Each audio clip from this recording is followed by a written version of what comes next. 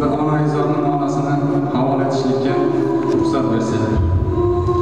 Bu onaizor qaysiki farzandi og'ir kasallikka chalinib qolib, jigar go'shasini boshida yig'lab aytayotgan so'zlari. Ey o'g'lim, ey mani nuri nazarim, ey mani lahta jigarim, senga nima bo'ldi? Men seni onang gapiryapman, lekin o'g'ildan hech sado yo'q. O'g'lim, otang hozir doktorni olib kelish uchun ketdi. Doktor keladi. Men seni yaxshilab davolataman. O'g'lim, qayerda darding bo'lsa menga aytgin, qaysi yering og'riyotgan bo'lsa menga aytgin. Lekin o'g'ilchim, ey o'g'lim, sen hamisha meni savollarimga labbay deb javob berarding. Xizmatimni qilishga oshiqarding.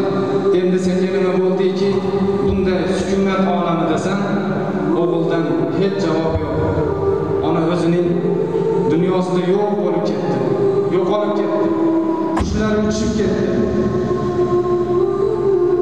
Ey meni o'g'lim, vaqtiki men turmushga chiqqan vaqtimda umidim ham yo'q edi sendek o'g'ilni ko'rishlikka. Yaratgan Allohim sendek jondan aziz